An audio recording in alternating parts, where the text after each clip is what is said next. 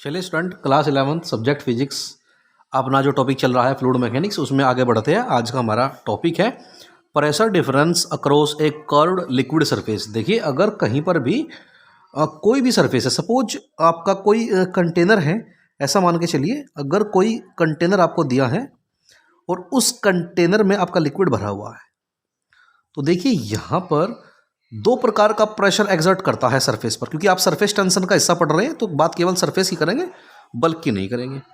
तो एक प्रेशर जो यहाँ से वेपर लगाएगी यानी एटमॉस्फेयर लगाएगा, उसे आपने नाम दिया है वेपर प्रेशर, या आप एटमॉस्फेरिक प्रेशर कह सकते हैं।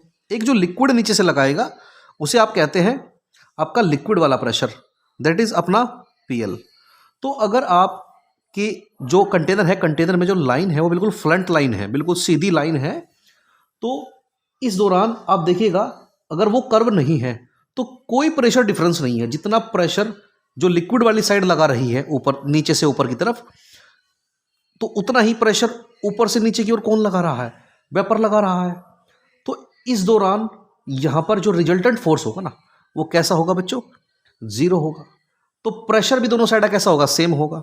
तो अगर आपकी लाइन फ्लैट लाइन है तो यहां पर प्रेशर दोनों साइड कैसा होगा?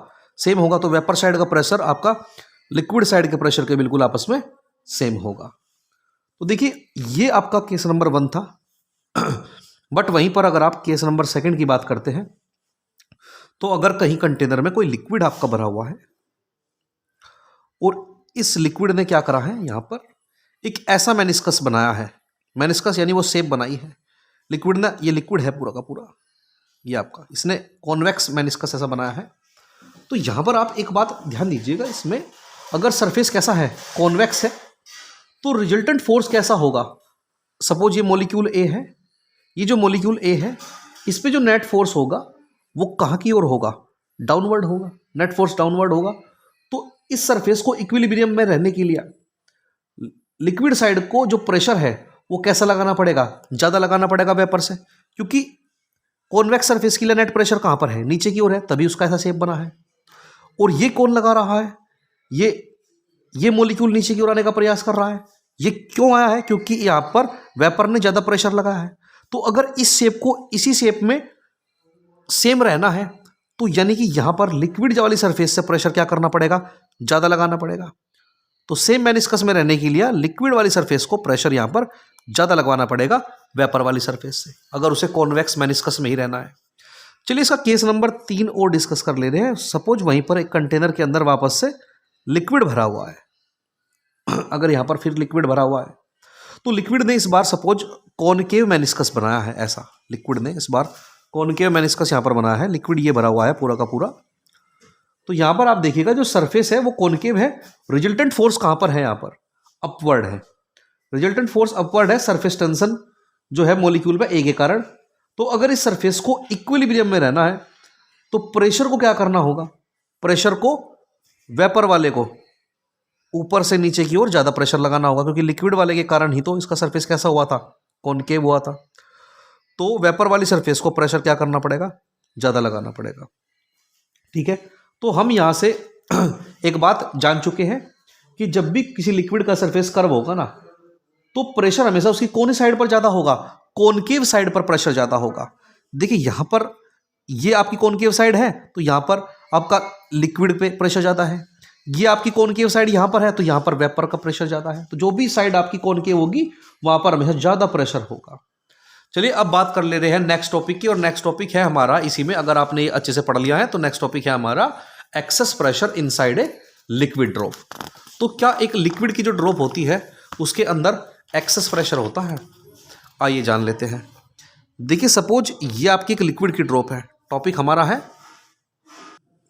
देखिए टॉपिक हमारा है excess pressure inside a liquid drop. एक लिक्विड ड्रॉप के अंदर एक्सेस प्रेशर क्या होता है? तो आइए इसे थोड़ा पढ़ लेते हैं। तो सबसे पहली बात, आपके ये जो लिक्विड की ड्रॉप है ना, इसके जो मॉलिक्यूल्स है ना, तो वो लिक्विड की सरफेस को ऐसे हिट कर रहे होंगे। लिक्विड की सरफेस को ऐसे हिट कर रहे होंगे, तो सरफेस को बाहर से वो हिट कर रहे होंगे हर डायरेक्शन में। बट लिक्विड की सरफेस को भी तो बाहर से कोई हिट कर रहा होगा, तो वो कर रहा होगा एटमॉस्फेरिक प्रेशर, यानी F एक्सटर्नल या प्रेशर एक्सटर्नल आप कह सकते हैं। एक्सटर्नल प्रेशर, इंटरनल प्रेशर कितना है आपका? PI है या P इंटरनल है आपका। तो अगर ये इक्विलिब्रियम में होगा अगर ये किस में होगा, इक्विलिब्रियम में होगा, तो एट इक्विलिब्रियम इंटरनल फोर्स जो है, इंटरनल प्रेशर जो है वो आपके एक्सटर्नल प्रेशर के इक्वल होगा। बट यहां से आप एक बात देखिए, एक मिनट, तो जो आपका इंटरनल प्रेशर है ना वो एक्सटर्नल के बिल्कुल इक्वल होना चाहिए। बट एक बात आप यहाँ ध्यान दीजिए कि क्या ये जो केवल एटमॉस्फेरिक प्रेशर ही है, जो केवल एटमॉस्फेरिक प्रेशर ही यहाँ पर अप्लाई हो रहा है, तो इसका आंसर है नो। क्योंकि किसी भी लिक्विड की सरफेस खुद सिकुड़ना भी चाहती है, तो यानी सरफेस टेंशन को भी ये इंटरनल वाला फोर्स बैलेंस कर रहा है। तो इंटरनल वाला जो फोर्स है ना, एफ इंटरनल या प्रेशर इंटरनल, दो चीज को बैलेंस कर रहा है, surface tension plus atmospheric pressure, plus atmospheric pressure, यानी यहां पर दो चीज को ये बैलेंस कर रहा है, सरफेस टेंशन को भी, एटमॉस्फेरिक प्रेशर को भी। तो ये अकेला एक्सटर्नल प्रेशर से क्या है, ज्यादा है, क्योंकि सरफेस टेंशन का सम करने के बाद ही इंटरनल प्रेशर आया है, यानी कहीं ना कहीं प्रेशर अंदर कैसा है, ज्यादा है। तो लिक्विड ड्रॉप के अंदर जो प्रेशर ज्यादा है ना, हमें उस प्रेशर को ही यहां पर कैलकुलेट करना है।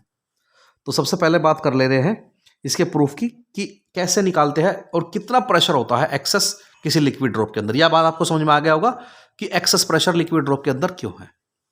उसका सिंपल सा रीजन यही था कि कोई भी लिक्विड की ड्रॉप थी, उसके अंदर से जो मॉलिक्यूल्स थे वो बाहर की सरफेस पर टक्कर लगा रहे थे, और वो टक्कर जो है दो चीजों को बैलेंस कर रही थी, सरफेस टेंशन को और एक्सटर्नल प्रेशर को, जिसके कारण हमने माना कि लिक्विड की ड्रॉप के अंदर एक्सेस प्रेशर होता है।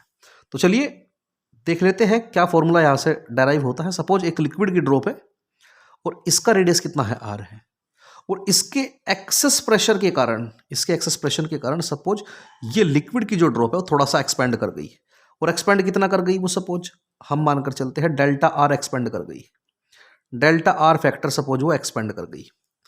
तो डेल्टा आर फैक्टर अगर वो एक्सपेंड करी है, तो इस दौरान वर्क डन क्या होता है, आपका वर्क डन होता है net W is equal to force multiply आपका डिस्प्लेसमेंट।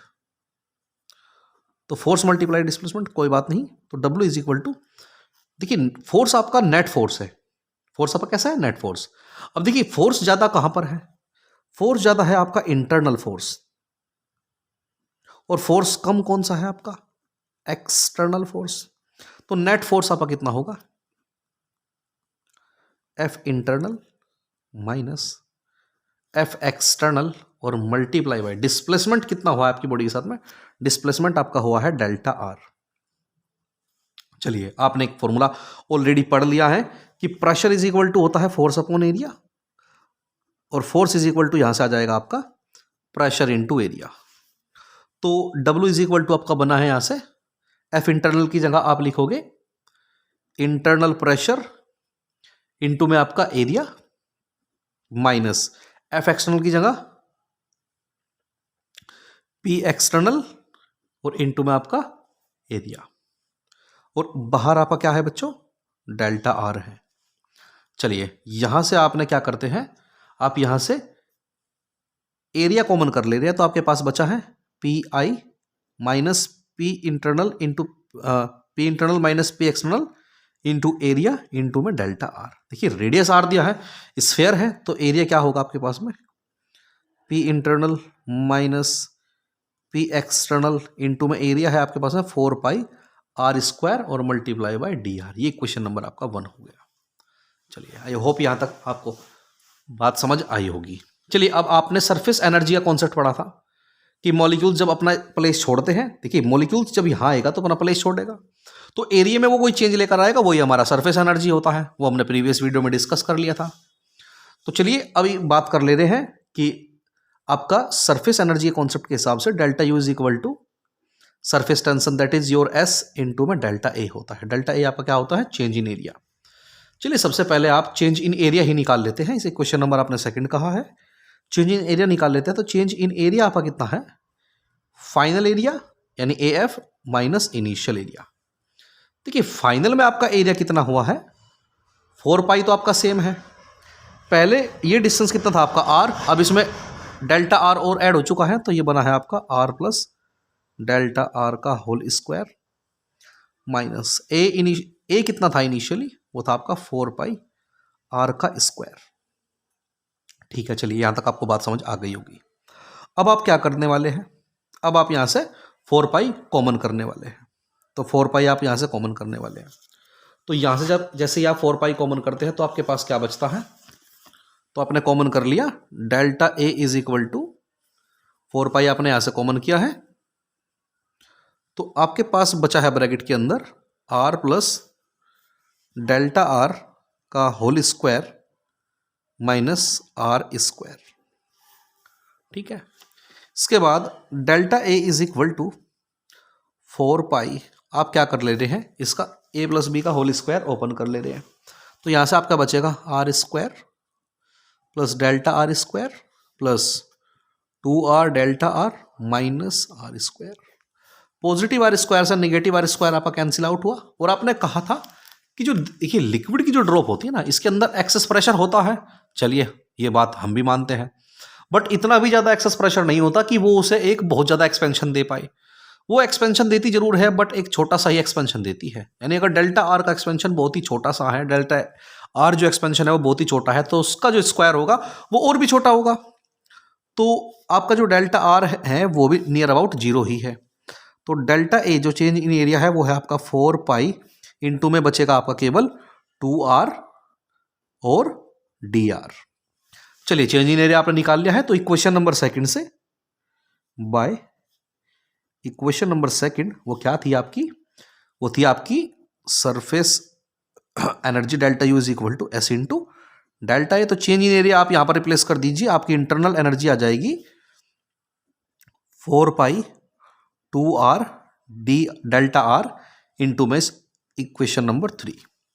तो अब इक्वेशन नंबर 1 जो है वो आपकी वर्क डन वाली है, और इक्वेशन नंबर जो 3 है आपकी, ये आपकी सरफेस एनर्जी है। तो वर्क डन एक प्रकार से आपका एनर्जी ही होता है। तो भाई कंजर्वेशन ऑफ एनर्जी अगर आप लगाना चाहें यहां पर, क्या होगा आपके पास में,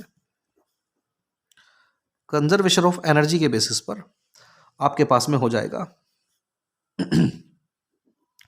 P internal minus P external into 4 pi R square delta R is equal to में आपके पास बचा है 4 pi 2r delta R into में एस। तो इक्वेशन को जरा ध्यान से देखिए, अभी क्या आपके पास में कैंसिल वैल्यूज हुई है। 4 पाई से 4 पाई कैंसिल आउट हुआ है, डेल्टा आर से डेल्टा आर कैंसिल आउट हुआ है, आर से आर का एक वैल्यू यहां पर कैंसिल आउट हुआ है। तो आपके पास में P internal minus P external into में आर इज इक्वल टू आपके पास में 2s बचा है। ठीक है, तो यहां से आपके पास में P internal minus P external is equal to में 2s डिवाइड बाय आर, यानी ये एक्सेस प्रेशर होता है किसी भी लिक्विड ड्रॉप के अंदर। तो जिसमें कि आपका 2s क्या है, s क्या है आपका सरफेस टेंशन, और r क्या है आपके पास में रेडियस ऑफ द बल्ब। अगर वहीं पर सोप फिल्म की बात करें तो एक्सेस प्रेशर इनसाइड है सोप फिल्म।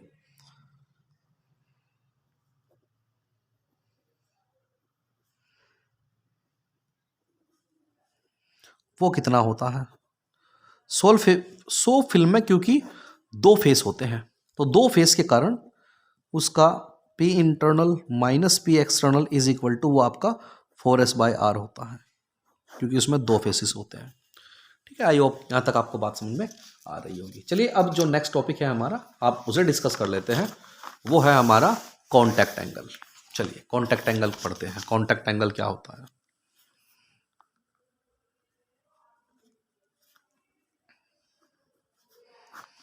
तो कॉन्टैक्ट एंगल के बारे में ऐसा बताया जाता है कि अगर कोई भी सरफेस है, अगर कोई भी सरफेस ऐसा या कोई कंटेनर आपने मान लिया है और इस कंटेनर के अंदर लिक्विड भरा हुआ है, और इसमें आपने कैपिलैरिटी ट्यूब डाल दी। देखिए कैपिलैरिटी जो है वो हमारा नेक्स्ट वीडियो में आने वाला है। कैपिलैरिटी हमारा होता है कि एक बहुत महीन सी, एक बहुत बारीक सी ग्लास की एक ये मान के चलिए ट्रांसपेरेंट ट्यूब लाइक स्ट्रक्चर होती है, बहुत पतली सी, जिसमें अगर हम उसे किसी लिक्विड में डाल दें तो उसमें लिक्विड राइज कर जाता है, वो हमारा कैपिलैरिटी राइज कहलाता है। वो हमारा नेक्स्ट वीडियो में डिस्कस हम करने वाले हैं। तो फिलहाल के लिए हम मान लेते हैं कि ये यहाँ पर एक कैपिलरी ट्यूब थी, इसे हमने किसी लिक्विड में ड्रॉप करा, तो इसमें दो कंडीशन हो सकती है।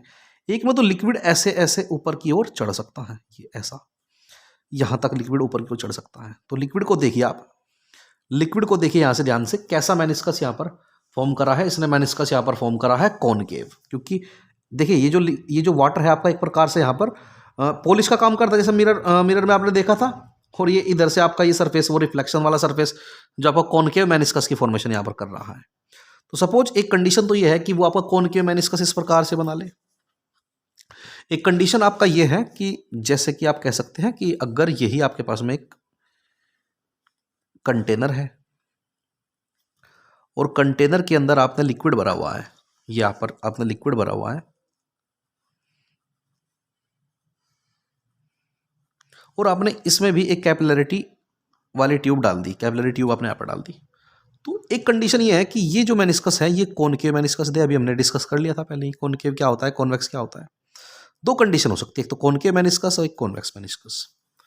तो कॉन्टैक्ट एंगल बेसिकली होता क्या है, देखिए आपको डेफिनेशन से मैं बात क्लियर करना चाहूंगा। डेफिनेशन आप देखिएगा, डेफिनेशन जो है कॉन्टैक्ट एंगल का वो लिख दे रहे हैं एक बार कि tangent to the liquid away from the solid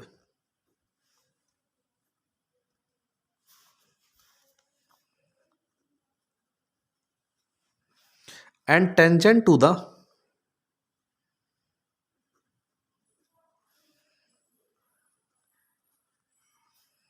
towards the liquid, tangent to the solid towards the liquid।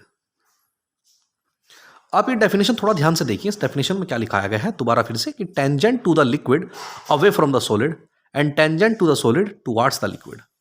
देखिए जैसे आप इस डायग्राम पर इस ये जो आपकी डेफिनेशन लिखाई है, जब इसे आप अप्लाई करोगे तो ही आपको बात समझ में आएगी। तो कहा है tangent to the liquid away from the solid. देखिए ये लिक्विड सरफेस है आपका, ये लिक्विड सरफेस है, इस पर टेंजेंट ड्रॉ करेंगे। देखिए इस पर टेंजेंट यहां होगा, ये ड्रॉ कर दिया, टेंजेंट जो से टच करता हो जाएगा। टेंजेंट आप इधर को भी ड्रॉ कर सकते थे, बट वो लिखा हुआ ना अवे फ्रॉम द सॉलिड। ये जो आपकी ट्यूब है कैपिलरी ट्यूब, ये तो सॉलिड है, ग्लास की बनी हुई है, तो अगर इधर को जाओगे तो सॉलिड को टच कर जाएगी, वो मुझे नहीं चाहिए। हमें क्या बताना है कि tangent to the liquid away from the solid. तो टेंजेंट हुआ है लिक्विड पे सॉलिड से दूर, एंड कहा है tangent to the solid towards the liquid. अब ये सॉलिड की ट्यूब है टुवार्ड्स द लिक्विड, लिक्विड की ओर, तो tangent to the solid towards the liquid, ये लिक्विड की ओर। तो इन दोनों के बीच जो एंगल बनेगा वही ये मेरा एंगल ऑफ कांटेक्ट है। तो इन दोनों के बीच जो मेरा एंगल बनेगा वही मेरा क्या होगा, कांटेक्ट एंगल होगा। तो थोड़ा ध्यान से, tangent to the liquid, liquid पर टेंजेंट ड्रॉ करा, away from the solid, solid से दूर करा, and tangent to the solid towards the liquid. ठीक है, तो ये मेरा क्या हुआ, कांटेक्ट एंगल हुआ। तो पहले केस में देखिए जब आपका कॉनकेव मेनिस्कस बन रहा था तब थीटा जो था ना आपका वो लेस देन 90 था, यानी कंडीशन आपका एक्यूट एंगल का है। देखिए एक्यूट एंगल का जो कंडीशन है, यह इस टाइप की जो कंडीशन होती है ना, जब एक्यूट एंगल होता है तो ऐसा कहते हैं कि इस प्रकार के जो लिक्विड है ना वो सॉलिड की सरफेस को वेट कर देते हैं, they wet the surface of the solid, they wet the surface of the solid. ठीक है, और इस टाइप की जो आपकी कैपिलरिटी होती है ना, जो कैपिलरी ट्यूब इसमें लगी रहती है, इस प्रकार की कैपिलरी ट्यूब में लिक्विड जो है वो राइज कर जाता है, एंड लिक्विड राइजेस। इस प्रकार की कंडीशन में आपका लिक्विड राइज कर जाता है। कब, जब आपका थीटा लेस देन 90 यानी एक्यूट एंगल हो, ये इस लिक्विड ये जो आपकी कैपिलरी ट्यूब थी इसकी सरफेस को ये वेट कर देता है। बट यहाँ पर कंडीशन देखिए आप, सेकंड केस में कंडीशन क्या है, वही डेफिनेशन वापस से इस्तेमाल करने वाले हैं कि tangent to the liquid away from the solid. देखिए ये है tangent to the liquid away from the solid, तो ये जाएगा टेंजेंट ऐसा, ये गया टेंजेंट। और दूसरा हमारा क्या था कि tangent to the solid towards the liquid, ये गया लिक्विड की ओर। ठीक है, अब यहां पर इन पॉइंट ऑफ इंपैक्ट, जो पॉइंट ऑफ कांटेक्ट है, इसके बीच जो आपका एंगल बना है उसे आपने कांटेक्ट एंगल कहा। तो यहां पर कंडीशन देखिएगा क्या है, यहां पर कंडीशन आपकी थीटा ग्रेटर देन 90 की है, यानी ये जो एंगल है वो आपका 90 डिग्री से बड़ा है, ऑब्ट्यूस एंगल आप इसे कह सकते हैं। तो ऑब्ट्यूस एंगल के केस में जो आपका लिक्विड है वो डिप्रेस करेगा, दब जाएगा, फाल करेगा, लिक्विड दब जाएगा। और इस टाइप के जो लिक्विड होते हैं ना, वो इस सॉलिड की सरफेस को, कैपिलरिटी की सरफेस को वेट नहीं करते। तो आप लिखोगे दिस टाइप ऑफ लिक्विड